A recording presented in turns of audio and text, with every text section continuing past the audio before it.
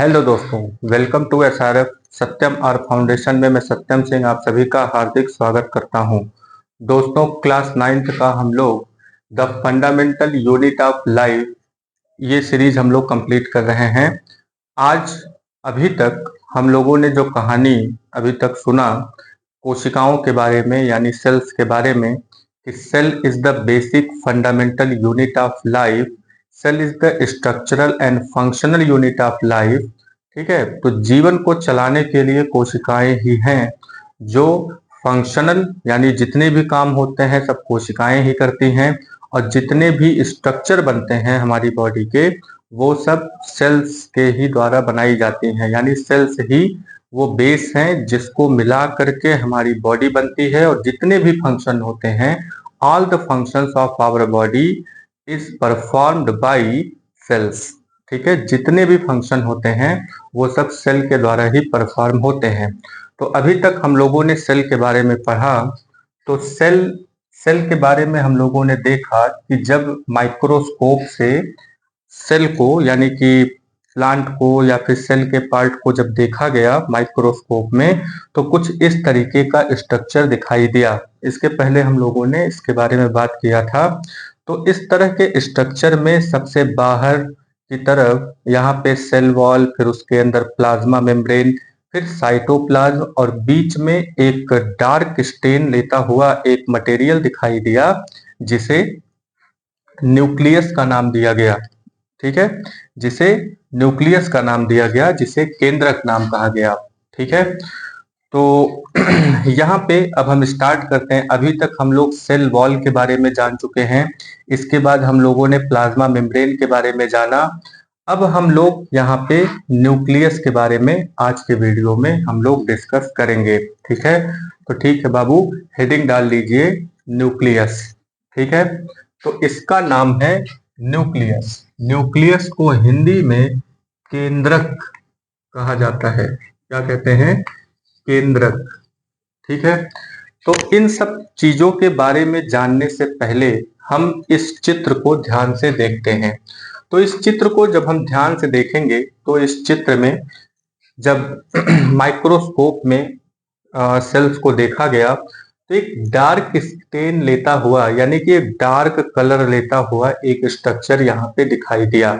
तो ये स्ट्रक्चर किन्होंने खोजा था? इनका नाम था रॉबर्ट ब्राउन। क्या नाम था बाबू? Robert brown.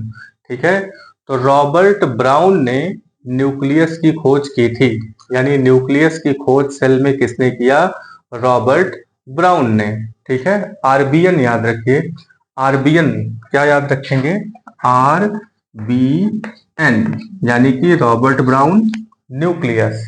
ठीक है, तो रॉबर्ट ब्राउन ने न्यूक्लियस की खोज की थी 1831 में, यानी 1831 में रॉबर्ट ब्राउन ने न्यूक्लियस की खोज की थी। न्यूक्लियस के स्ट्रक्चर को पहले हम ध्यान से देखते हैं। तो सबसे पहले हमें दिखाई दे रहा है कि यहाँ पे एक बाउंड्री है इस तरीके से, जिसमें दो लेयर है, यानी एक बाहर वाला लेयर है और एक अंदर वाला लेयर है। ठीक है, इसके बाद यहाँ पे एक ये स्ट्रक्चर निकलता हुआ दिख रहा है। इसके बाद इसके जब हम यानी कि जो अंदर की ये जो परत है, इसके अंदर अगर हम देखें तो यहाँ पे कुछ मटेरियल भरा हुआ है, क्योंकि खाली जगह बिल्कुल नहीं होती है बॉडी में। तो ये एक मटेरियल भरा हुआ है यहाँ पे। तो इस मटेरियल के अंदर एक और गाढ़ा सा चीज दिख रहा है, ऐसा कुछ डिजाइन में, और इसके अगल बगल में ये कुछ धागे की जैसी संरचनाएं दिखाई दे रही हैं। ठीक है, और यहाँ पे जो ये बाहर की लेयर है इस पे कुछ छोटे छोटे दाने जैसी संरचनाएं दिखाई दे रही हैं, छोटे छोटे डॉट्स के फॉर्म में दिखाई दे रहा है। और ये जो दो लेयर है बीच बीच में से यहाँ पे छेद सा दिखाई दे रहा है। ठीक है, तो इन सब का नामकरण करते हैं। इन सब का नामकरण देखते हैं कि ये क्या है।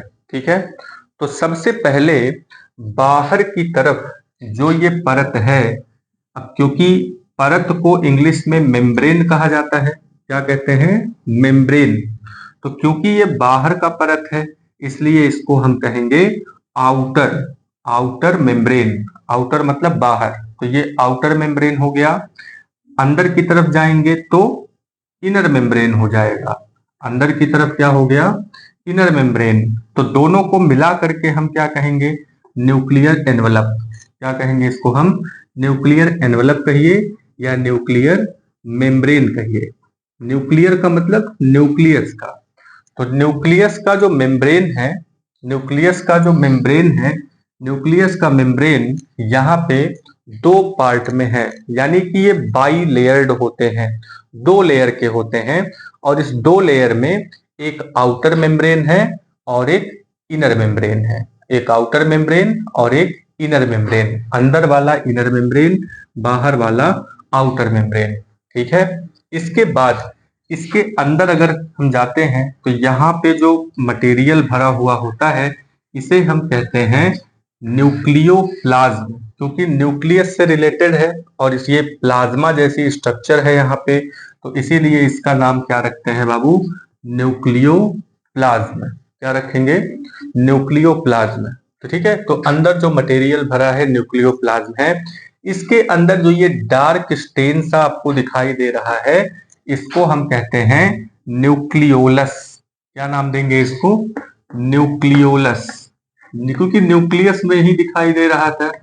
ठीक है, न्यूक्लियस में ही दिखाई दे रहा था, तो न्यूक्लियस के अंदर कोई चीज दिखाई दे रही थी तो इसका नाम रखने की कोशिश में इसका नाम रख दिया गया कि ये न्यूक्लियोलस है। ठीक है, चलिए नेक्स्ट नंबर पे आते हैं। इसके बाद यहाँ पे ये छोटे छोटे जो टुकड़े जैसे संरचनाएं दिख रही हैं, छोटे छोटे पार्ट जैसी संरचनाएं दिख रही हैं, तो इसका नाम रखा ये है राइबोसोम। क्या है ये? राइबोसोम। राइबोसोम क्या होता है? राइबोसोम प्रोटीन सिंथेसिस में स्टेज का फॉर्मेशन करता है, यानी जो डीएनए से आरएनए बनता है, मतलब कि जो आरएनए से न्यूक्लियस वगैरह से बनते हैं, न्यूक्लियोलस से, तो इसके बारे में बाद में बात होगी। तो जो प्रोटीन का फॉर्मेशन है, तो जो डीएनए से आरएनए बनता है, आरएनए न्यूक्लियो साइटोप्लाज्म में आता है, साइटोप्लाज्म में राइबोसोम मिलता है और राइबोसोम के ऊपर वो आरएनए लग करके प्रोटीन का फॉर्मेशन करता है। ठीक है, राइबोसोम के बारे में हम लोग बाद में बात करेंगे जब साइटोप्लाज्म के बारे में स्टडी चल रही होगी। ठीक है, इसके बाद हम आते हैं, इसके बाद हमें दिख रहा है कि यहाँ पे न्यूक्लियर मेम्ब्रेन से लगा हुआ एक स्ट्रक्चर कुछ इस तरीके से है, और ये स्ट्रक्चर एंडोप्लाज्मिक रेटिकुलम का है। किस चीज का है? Endoplasmic reticulum. इसको एंडोप्लाज्मिक रेटिकुलम कहते हैं। एंडोप्लाज्मिक रेटिकुलम के बारे में हम लोग बात करेंगे, जिसमें हम लोगों ने दो तरीके की चीजों के बारे में हमें बात करना है कि दो तरीके के एंडोप्लाज्मिक रेटिकुलम होते हैं। एक रर होता है, एक सर होता है। ठीक है, एक रफ एंडोप्लाज्मिक रेटिकुलम है और एक रफ एंडोप्लाज्मिक रेटिकुलम और एक स्मूथ एंडोप्लाज्मिक रेटिकुलम होता है। तो जो रफ एंडोप्लाज्मिक रेटिकुलम होता है उसके ऊपर कुछ इस तरीके से दाने दाने जैसी संरचनाएं होती हैं जिनको राइबोसोम कहा जाता है। ठीक है, फिर यहाँ पे कुछ छेद से भी दिख रहे हैं। इन छेदों को, छेद की इंग्लिश होती है पोर। छेद की इंग्लिश क्या होती है? पोर। पोर का मतलब छेद। ठीक है, जैसे स्टोमेटल पोर होता है तो स्टोमेटा वाला छेद, तो यहाँ पे जो छेद है इसका नाम क्या रख दिया गया? Nuclear pore. क्या नाम रखा गया? Nuclear pore. तो न्यूक्लियर पोर क्योंकि ये न्यूक्लियस में बना हुआ छेद है तो इसको न्यूक्लियर पोर कहते हैं। इसका भी अपना काम है। क्या काम है? देखिए, अब यहाँ पे जैसे ये न्यूक्लियस है, यहाँ पे छेद है, तो इससे क्या होता है कि जो न्यूक्लियोप्लाज्म है इसमें जो भी चीजें हो रही होती हैं इसका संबंध यहाँ पे जो बाहर के साइड में जो साइटोप्लाज्म है उससे रिलेटेड ये चीजें होती हैं। यानी कि न्यूक्लियोप्लाज्म और साइटोप्लाज्म ये दोनों एक दूसरे से कनेक्टेड रहते हैं। किसके थ्रू? न्यूक्लियर पोर के थ्रू। ठीक है, अब आते हैं इसके अंदर। न्यूक्लियोप्लाज्म में जो डार्क स्टेन लिए हुए हैं वो तो न्यूक्लियोलस हो गया। ये जो धागे की जैसी संरचनाएं दिख रही हैं ये बहुत इंपॉर्टेंट चीज है। धागे की जैसी जो संरचनाएं दिख रही हैं इसको क्रोमैटिन फाइबर कहते हैं। क्या कहेंगे? Chromatin fibre. क्रोमेटिन फाइबर का भी अपना एक अलग यूज है, ये सबसे इंपॉर्टेंट चीज है। क्रोमेटिन जो होता है वो डीएनए और प्रोटीन का बना होता है, ठीक है। क्रोमेटिन जो होते हैं वो जब सेल डिवाइड होने वाला होता है तो वहां पे ये क्रोमेटिन कंडेंस हो जाते हैं और क्रोमोसोम का फॉर्मेशन करते हैं, यानी गुणसूत्र का फॉर्मेशन करते हैं। और क्रोमोसोम ही डिवाइड होकर के सेल को दो भागों में डिवाइड कर देता है, ठीक है। तो इस तरीके से यानी सेल डिवीजन से रिलेटेड क्रोमोसोम हो जाता है। और जब तक क्रोमोसोम का फॉर्मेशन यानी जब तक सेल डिवीजन के लिए तैयार नहीं हो जा रही है तब तक ये जो है क्रोमेटिन के फॉर्म में यहाँ पे पड़े रहते हैं, ठीक है। तो फिलहाल इसके बारे में जानकारी हम लोग लेते हैं और उम्मीद करते हैं कि ये जो फिगर यहाँ पे बना हुआ है इस फिगर में जितने लोग हैं यानी जितना पार्ट है ये आप समझ गए होंगे। एक बार फिर से इसको रिवाइज कर लेते हैं। ये बीच में पड़ा हुआ हिस्सा न्यूक्लियोलस है, ये धागे जैसी संरचना क्रोमेटिन है, यहाँ पे जो छेद है इसको न्यूक्लियर पोर कहेंगे। ये जो न्यूक्लियर मेम्ब्रेन से लगा हुआ एक और मेम्ब्रेन जैसी संरचना दिख रही है इसको एंडोप्लाज्मिक रेटिकुलम कहते हैं। इनके ऊपर जो ये दाने जैसी संरचनाएं दिख रही हैं पूरे न्यूक्लियर मेम्ब्रेन पर इंक्लूडिंग एंडोप्लाज्मिक रेटिकुलम, उसको हम इन छोटे छोटे टुकड़ों को, इन छोटे छोटे दाने जैसी संरचनाओं को राइबोसोम कहते हैं। जो मटेरियल अंदर भरा हुआ है वो न्यूक्लियोप्लाज्म है, ठीक है। दो मेम्ब्रेन होते हैं, एक आउटर मेम्ब्रेन है एक इनर मेम्ब्रेन है, दोनों को मिला करके न्यूक्लियर एनवलप या फिर न्यूक्लियर मेम्ब्रेन कहा जाता है, ठीक है। तो ये तो था फिगर, ठीक। अब इसके बारे में कुछ बातें जान लेते हैं कि कौन क्या कार्य करता है, क्या काम करता है। तो सबसे पहले न्यूक्लियस के कार्य के बारे में बात करें तो क्योंकि ये सेंटर है, देखिए सेल है, ठीक है। तो सेल का सेंटर वो चीज होती है जहां से पूरी बॉडी ऑपरेट होती है, यानी कि सेल के अंदर जो भी काम होते हैं वो कौन डिसाइड करता है। तो सेल के अंदर जो भी काम हो रहा होता है वो न्यूक्लियस डिसाइड करता है और न्यूक्लियस के अंदर वो भी बैठा डीएनए डिसाइड करता है, ठीक है। तो डीएनए बहुत इंपॉर्टेंट चीज है, डीएनए से ही पूरा सेल ऑपरेट होता है, ठीक है। और डीएनए कहाँ होता है, न्यूक्लियस में। और ये स्ट्रक्चर किस चीज का है, न्यूक्लियस का। ये जो छोटा सा स्ट्रक्चर आप यहाँ पे देख रहे हैं इसी को बड़ा रूप यहाँ पे, इसी का बड़ा रूप यहाँ पे दिखाया गया है, ठीक है। चलिए तो पहला यहाँ पे देख लेते हैं कि control all the function of cell. Nucleus क्या काम करता है, ये पूरे सेल के फंक्शन को कंट्रोल करता है, इसीलिए न्यूक्लियस को हम headquarter of the cell बोलते हैं। क्या बोलेंगे, अगर कोई पूछे व्हाट इज न्यूक्लियस तो शॉर्ट फॉर्म में इन वन लाइन आप क्या आंसर देंगे, headquarter of the cell, यानी सेल का ये हेड क्वार्टर है, ठीक है। रही बात कि किसने खोजा था, तो अभी अभी बात हुई थी कि इसको रॉबर्ट ब्राउन ने या आरबीएन ने ढूंढ लिया था इसको। रॉबर्ट ब्राउन ने न्यूक्लियस की खोज की थी, आरबीएन, ठीक है। और फिर इसके बारे में और बातें आपको बतानी है तो आप बताएंगे कि ये दो मेम्ब्रेन का होता है, यानी कि ये बाई लेयर्ड न्यूक्लियर मेम्ब्रेन है। यहाँ पे न्यूक्लियर मेम्ब्रेन बाई लेयर्ड होते हैं, बाई का मतलब दो, लेयर मतलब परत, यानी कि दो परतों का बना हुआ यहाँ पे न्यूक्लियर मेम्ब्रेन होता है, ठीक है। न्यूक्लियोप्लाज्म की बात करें अगर तो न्यूक्लियोप्लाज्म में दो चीजें आपको देखने को मिल रही हैं। क्या क्या चीजें मिल रही हैं, एक तो न्यूक्लियोलस है, दूसरे नंबर पे क्रोमेटिन है। तो यहाँ पे देखिए एक फार्मूला के रूप में लिख दिया गया है कि nucleoplasm is equal to, nucleoplasm में कौन कौन सी चीज है, न्यूक्लियोलस और क्रोमेटिन, यानी कि न्यूक्लियोलस है और क्रोमेटिन है। फिर क्रोमेटिन किस चीज का बना हुआ है, तो क्रोमेटिन में डीएनए है और प्रोटीन है जिसे हम न्यूक्लियो प्रोटीन भी कहते हैं। क्या कहेंगे, न्यूक्लियो प्रोटीन, यानी कि न्यूक्लियस और यानी कि डीएनए, क्योंकि ये न्यूक्लिक एसिड होता है। डीएनए का फुल फॉर्म अगर हम देखें तो डीएनए का फुल फॉर्म क्या है बाबू, डी से डीऑक्सी, ठीक है, एन से न्यूक्लिक, डीऑक्सी राइबो न्यूक्लिक, यहाँ पे डीऑक्सी राइबो न्यूक्लिक एसिड, ठीक है। तो यहाँ पे शुगर एक होता है जिसको राइबो शुगर कहते हैं और फिर न्यूक्लिक एसिड, फिर एसिड इसमें है। तो कुल मिलाकर के डीऑक्सी राइबो न्यूक्लिक एसिड को हम डीएनए कहते हैं। तो डीएनए और प्रोटीन को मिला करके न्यूक्लियोप्लाज्म, यानी कि न्यूक्लियोप्लाज्म होता है। क्रोमेटिन में दो चीजें हैं, डीएनए है, प्रोटीन है, ठीक है। फिर डीएनए क्या है, डीएनए किन चीजों का बना हुआ है, तो डीएनए भी छोटे छोटे मोतियों के माला की तरह, ध्यान देखिए, ये डीएनए है, ठीक है, इस पे इस तरीके से बीड्स की तरह, जैसे मोतियों की माला होती है, जैसे माला में धागा है, धागे के ऊपर इस तरीके से मोती लगे होते हैं, इन्हीं इन्हीं बीड्स को जीन्स कहा जाता है। तो डीएनए किस चीज का बना है, जीन्स का बना हुआ है। तो जीन से बना है डीएनए, डीएनए में प्रोटीन मिलाएंगे तो क्रोमेटिन बन जाएगा, क्रोमेटिन से बनता है क्रोमोसोम, ठीक है। क्रोमोसोम के बारे में भी बात करते हैं।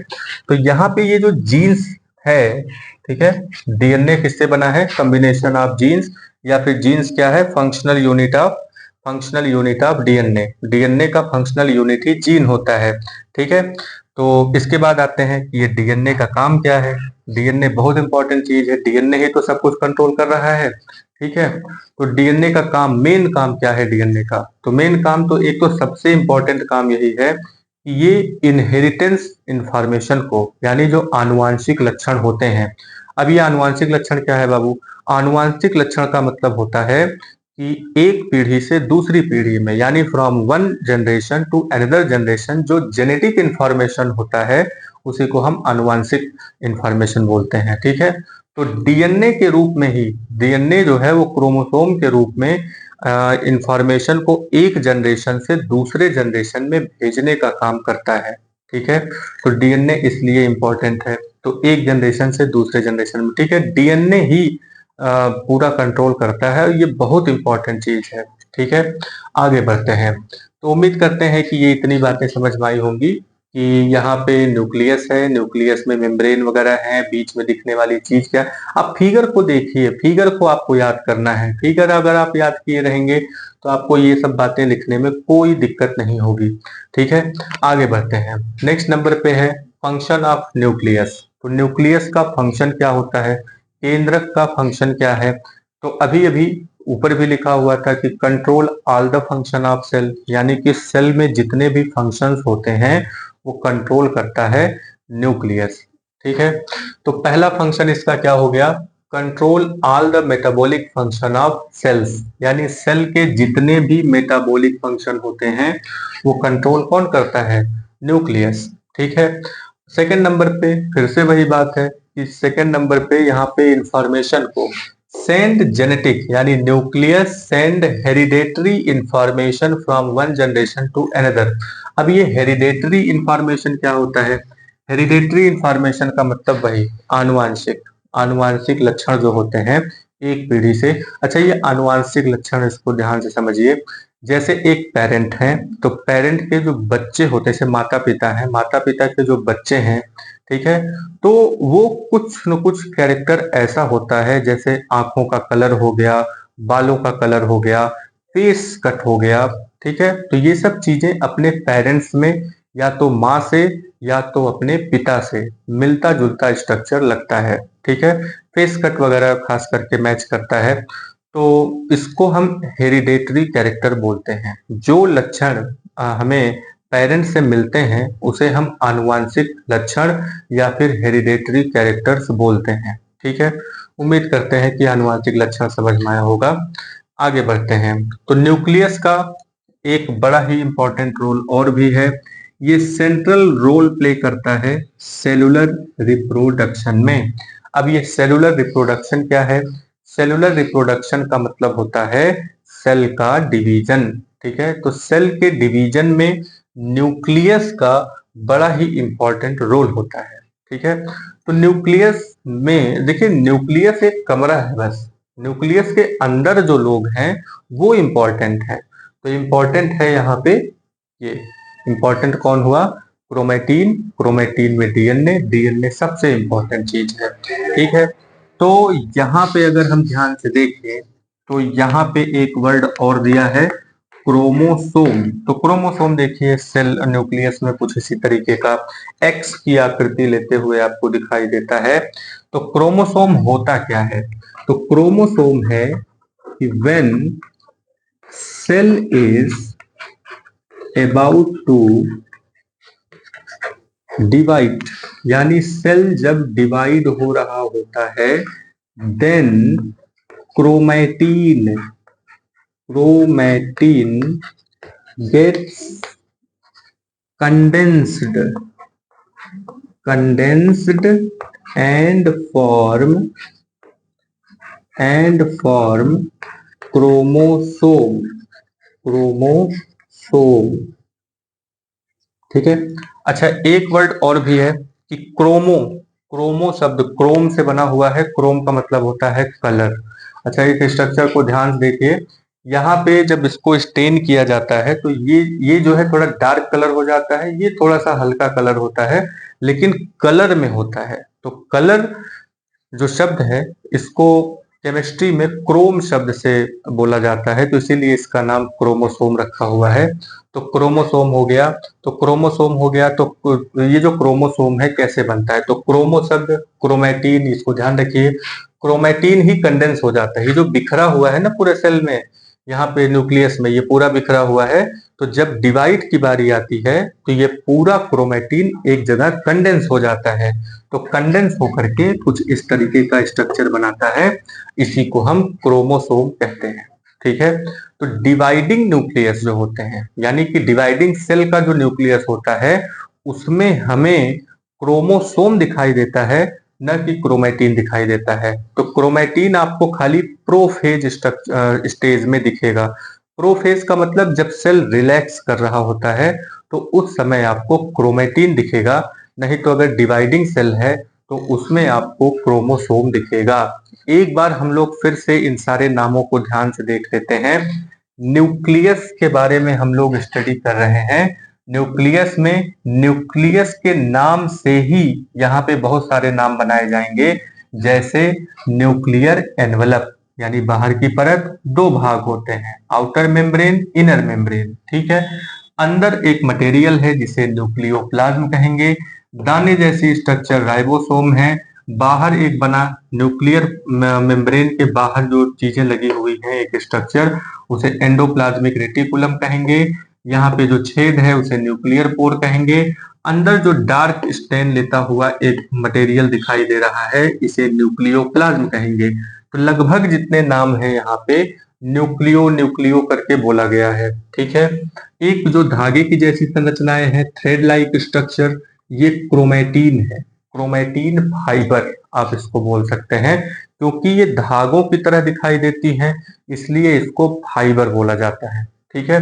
तो क्रोमैटिन फाइबर खोज किसने किया था? न्यूक्लियस क्या करता है? ये हेड ऑफ द सेल है। हेड ऑफ द सेल होने की वजह से इसके अंदर डीएनए वगैरह भी सब तमाम तरीके की चीजें।